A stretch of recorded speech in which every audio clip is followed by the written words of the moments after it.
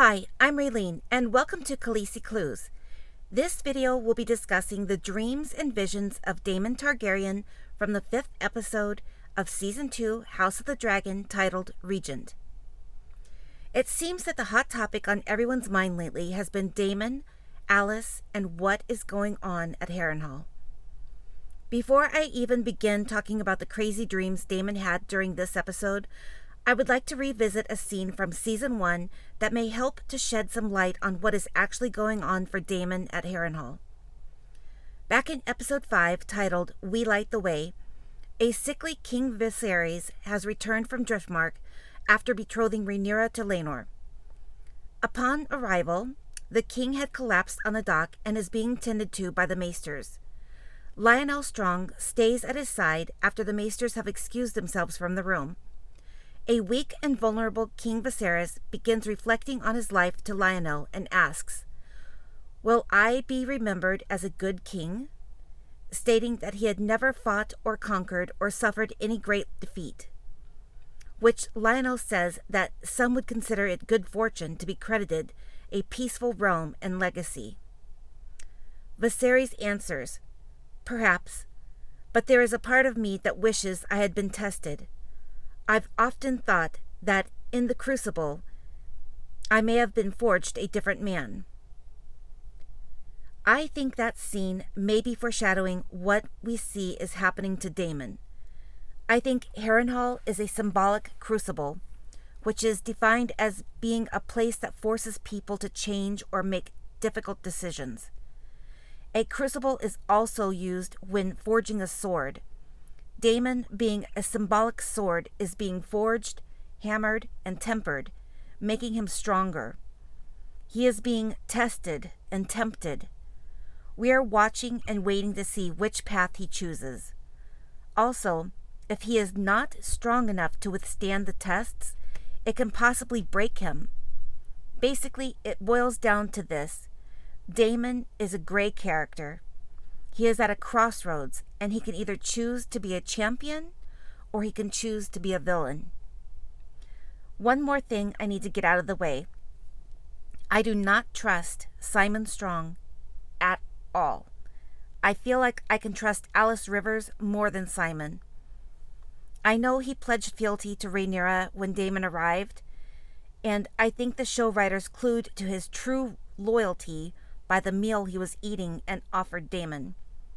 The supper consisted of venison with black cabbage and peas, followed by an apology for not having any red currant. That whole meal is screaming a reference to the blacks and the greens.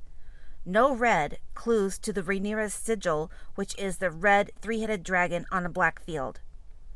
Venison is the meat of a game animal, which is most commonly deer, which is, again, a Rhaenyra symbol, as she was the one who spotted the white hart. Of course, he states he is not loyal to Larys due to his possible involvement in the fire that supposedly killed Lionel and Harwin. I still don't believe that they are dead, but I've covered that in my previous videos. I do believe Simon is loyal to Larys and is reporting everything happening at Harrenhal. Moving on to Daemon's dreams from this episode, the dream is all about temptation and desire. It's a beautiful, classic-featured Targaryen woman. She is telling him everything he ever wanted to hear. He's the best. He's the biggest. He ignites the fires of a dragon in bed. And then it comes to a screeching halt when he notices blood on his hands. You see the change on his face as he is staring at the blood, and then the dream turns to mockery as the woman refers to him as her favorite son. Simon's voice is heard asking him, "Is the duck not to your liking?"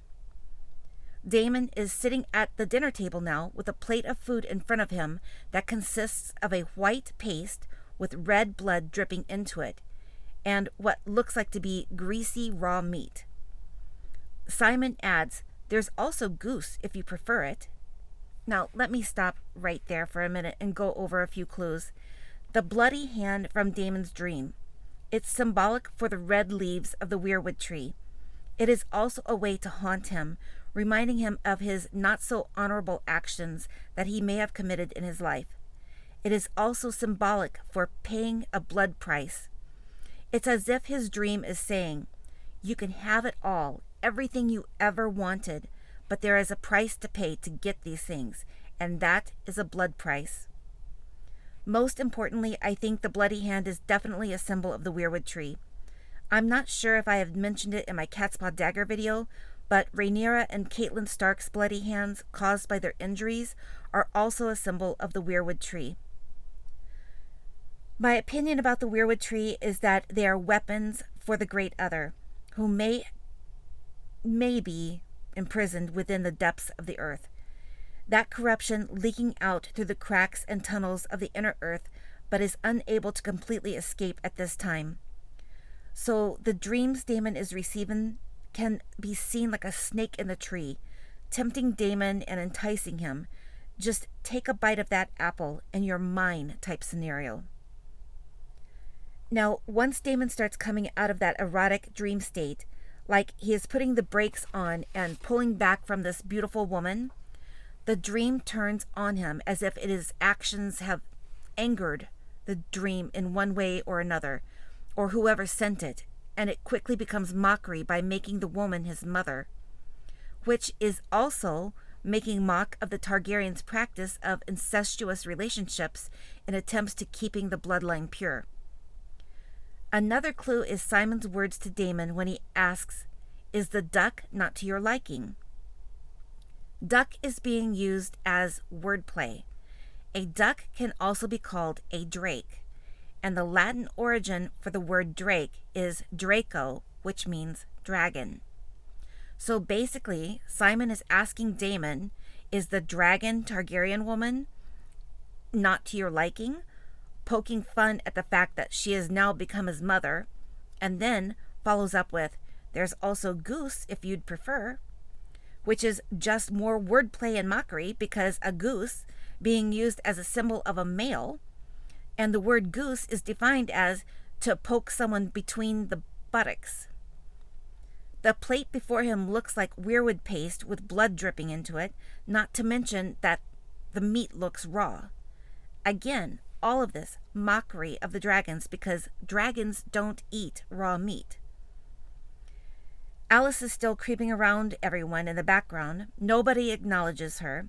She's pouring wine in glasses, yet after she walks away, we see Simon pouring his own glass of wine. It doesn't make sense to me. Why would his glass be empty? She was literally right there pouring wine. But the clues keep coming. Daemon is confident that the Blackwoods will bring the Brackens to heel.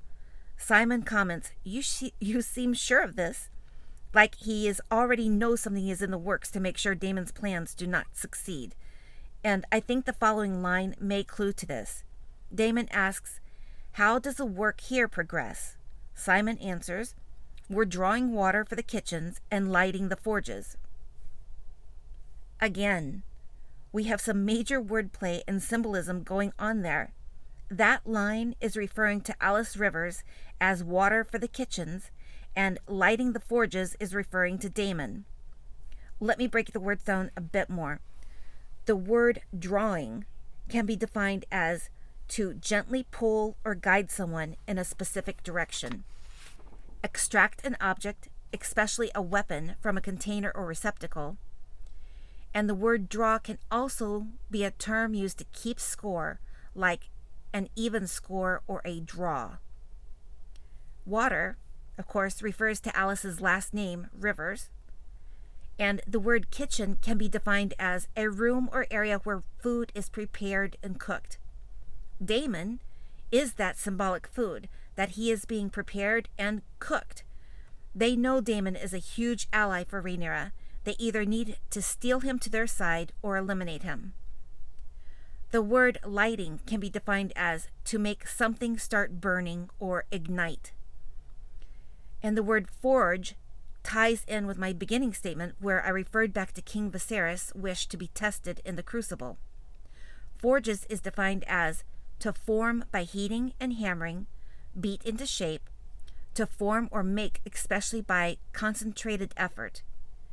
Interestingly, it can also be defined as to produce a copy or imitation of something for the purpose of deception, which totally reminded me of Aemon being like a copy of Daemon on opposite sides of the war. It also may tie in later in the episode when the reports of the Blackwood's tactics come back in by the Brackens. Now hopefully you get the idea about how cryptic the show writers are being with all of the hidden clues and symbols that they are using throughout the show. The hardest thing about all the symbolism and wordplay is that they can be interpreted in so many ways, which is the same issues that the characters face when they are given prophecies or visions by the flames, trees, and dragons. So Simon's statement can be taken a couple of ways. What I am hoping for is the scenario that is something like this, that Alys and Simon are actually working against each other, like two forces from opposite sides of a greater war, battling over this possible champion for their team. So, by his cryptic statement of drawing waters is like saying, so far, that they are even. Like Simon's side has not been able to crack Daemon yet, or have him go rogue and join the dark side, or crack him and make him lose his mind, making him ineffective for the other side. Because of this, Simon will be adding fire to the forge, meaning the pressure is going to get hot for Daemon, like the heat is on. On the other hand, if Alys and Simon are working together as a team, then they are using Alys as a weapon to cook Daemon, adding fire to him as a guise of deception, like putting more blame on him so that he is hated, continuing to keep Rhaenyra not wanting anything to do with him. Like I said, they know Daemon is her strongest ally and a huge weapon for her side, and they want him destroyed. I'm really hoping that Alys Rivers is against the Strongs. I think Alys calling herself an owl is a big clue. The first thing I thought of when she said that was the owl from the Clash of the Titans movie that was sent as a gift to Perseus. I was not able to get out a video the week that episode aired, but Joe the Magician had a wonderful video that covered the majority of the same clues and ideas that I had written out for my script. So I guess they say great minds think alike. In addition to the fact that owls prey on rodents like rats, I think that is also a great clue, and I wanted to mention that here. Moving on to the next scene, we get of Alys is watching Daemon chopping wood. Again, I think this is symbolism of felling trees or cutting the weirwood tree. Alys also uses this scene as a way to reference Daemon leaving Rhaenyra by her saying, "Does splitting firewood justify what's followed you here?" Firewood is wordplay and symbolism for Daemon and Rhaenyra.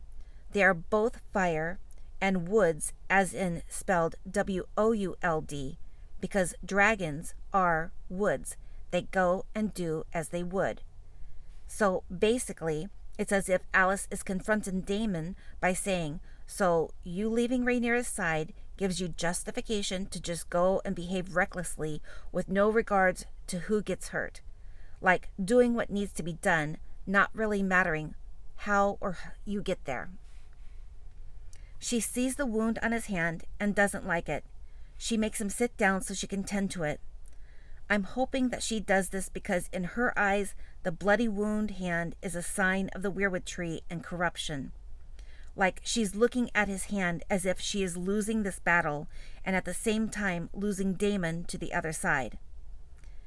After they argue their sides back and forth, I think Alys is trying to give Daemon a clue that Simon is connected to his crazy dreams. As she walks away, she says, "It's a pity that you never knew your mother." Simon suddenly appears and says, "A message, Your Grace," which is, I think, the show writers playing the two characters' lines off of each other. And did it seem as if Alys completely disappeared like a ghost behind Simon when he passed her? I think he really knows that she's there, that he can feel her presence, but at the same time, I think she has some type of spell or protection around her. I don't know, but there's something very strange with their setup. Simon brings the supposed good news of the Blackwoods and the Brackens to Daemon, and Daemon tells him to call Sir Willem that the Blackwoods will be feted in their halls. Those words are going to be used as mockery against Daemon because the word feted, F-E-T-E-D, which means honored, can also be spelled F-E-T-I-D, which means fouled or stinking or evil smelling, which is exactly what happens later that night when the Brackens show up crying foul about the atrocities the Blackwoods have committed, at the same time waving the Targaryen sigil. We will have to wait and see if there is any truth to these accusations, or if the Blackwoods and Daemon have been set up once again by the Strongs. There is so much more that I have notes on to discuss, but I really need to wrap it up for now.